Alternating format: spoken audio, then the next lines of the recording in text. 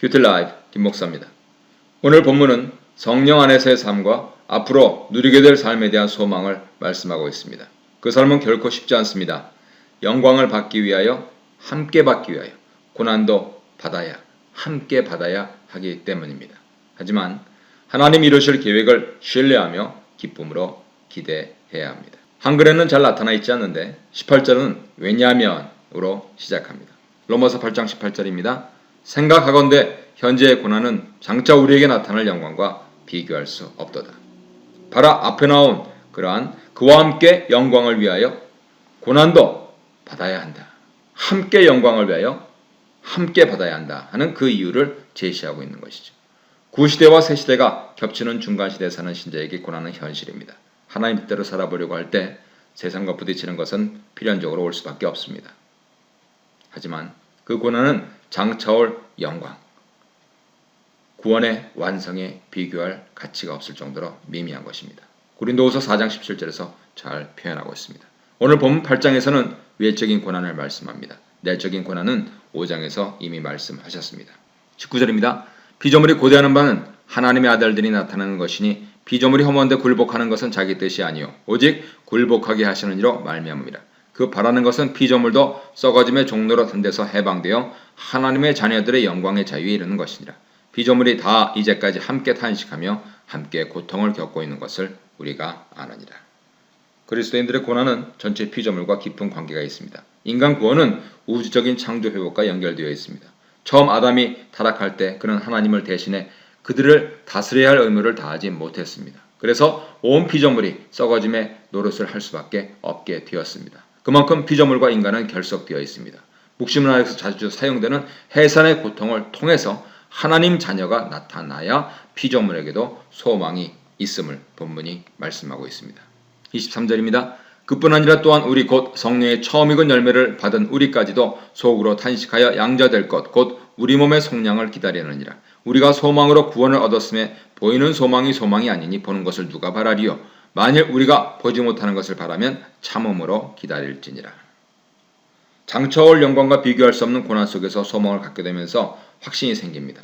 고난 속에서 확신을 가질 수 있는 것은 성령 때문입니다. 이 성령님은 첫 열매이십니다. 민수기 5장 9절, 18장 9절 이하, 신명기 26장 1절 이하를 보면 첫 열매는 처음 익은 수확 열매인데요. 하나님께 속한 것입니다. 첫 열매를 수확해보면 장차 어떤 열매가 수확될지 알 수 있습니다. 그만큼 성령님은 장차 올 열매들의 보증인 것입니다. 그래서 고린도후서 1장 22절, 5장 5절, 에베소 1장 14절에 보면 보증이라고 말씀합니다. pledge, guarantee, installment, down payment라고 번역할 수 있는 성령님은 구원의 시작이시고 preview이시고 forecast, 전조이신 것이죠. 하나님께서는 성령을 아직 구시대와 새시대가 겹쳐 사는 그러한 시대에 살고 있는 우리에게 보증으로 주셔서 앞으로 올 구원을 확인해 주시는 것입니다. 우리가 성령을 받았다면 우리의 구원이 완성될 것은 확실합니다. 24절 이하에서 바울의 소망신학의 완결이 나옵니다. 유대인들의 묵시문학에서 구분하는 보이는 것, 보이지 않는 것을 통하여서 소망을 설명하고 있습니다. 보이지 않는 것, 하늘 영역에 속한 것, 인간 능력으로 볼 수 없는 것, 그것을 우리가 소망하고 기다립니다. 우리가 상상도 할 수 없는 것입니다. 우리가 경험하게 될 하나님의 영광은 우리의 기대를 훨씬 뛰어넘는 것입니다. 그 소망의 내용은 우리 몸의 속량입니다. 몸의 부활입니다. 그 소망 때문에 우리는 오늘의 고난을 견뎌나가며 기다릴 수 있는 것입니다. 26절입니다. 이와 같이 성령도 우리의 연약함을 도우시나니 우리가 마땅히 기도할 바를 알지 못하나 오직 성령이 말할 수 없는 탄식으로 우리를 위하여 친히 간구하시느니라.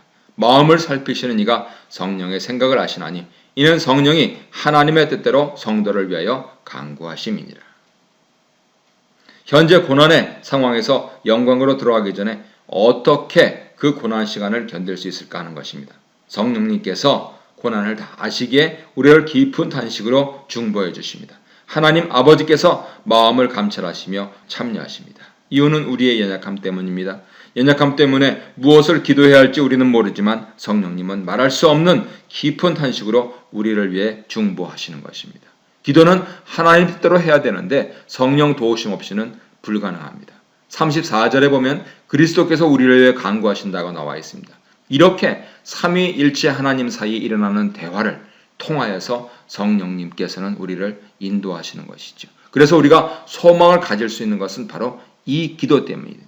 이 기도를 통해서 우리는 성령님과 연결되고 우리와 교제하기를 원하시고 기도를 통해서 우리와 같이 일하자고 부르시는 삼위 하나님을 만날 수가 있는 것입니다. 28절입니다. 우리가 알거니와 하나님을 사랑하는 자 곧 그의 뜻대로 부르심을 입은 자들에게는 모든 것이 합력하여 선을 이루느니라. 하나님이 미리 아신 자들을 또한 그 아들의 형상을 본받게 하기 위하여 미리 정하셨으니 이는 그러 많은 형제 중에서 맏아들이 되게 하려 하심이니라. 또 미리 정하신 그들을 또한 부르시고 부르신 그들을 또한 의롭다 하시고 의롭다 하신 그들을 또한 영화롭게 하셨느니라. 성령님 도우심으로 우리는 올바른 목적지로 가고 있습니다. 부르시고 의롭다 하시고 영화롭게 하시는 하나님의 아심과 정하심, 예정을 통하여 우리가 확신을 가질 수 있습니다. 그 이유는 미래에 일어날 일들이 마치 과거에 일어날 일들로 기록되어 있기 때문입니다. 하나님의 예정은 우리를 맏아들 대신 예수 그리스도를 닮게 하는 과정으로 이끕니다. 우리가 예수의 부활에 동참할 때 그 과정은 완성될 것입니다. 고난 후의 부활을 말씀합니다. 영광스러운 부활은 고난 후에 옵니다. 미리 정하신 믿는 자들을 부르신 목적이 그것입니다. 원래 이스라엘에게 사용되었던 이 목적이 이제 그리스도 안에서 유대인과 이방인으로 이루어진 새로운 하나님의 가족에게 사용되어 우리에게까지 미쳤습니다. 예정이지 결정이 아닙니다. 모든 것이 다 합력하여 종말의 선함으로 이끌어 주시겠다는 약속인 것입니다. 맏아들 예수를 본받게 하시겠다는 뜻입니다. 어떤 개인들을 미리 구원하기로 예정하셨다는 의미를 넘어서 그리스도 예수 안에 있는 하나님의 부르심의 그 콜링의 범위와 목적 그리고 확실성 그 공동체를 긍정적으로 설명하시고 있는 것입니다. 오늘도 공동체로서 예정받은 자로서 예수인으로서 예수촌으로서 힘있게 승리하는 삶을 사시기를 바랍니다.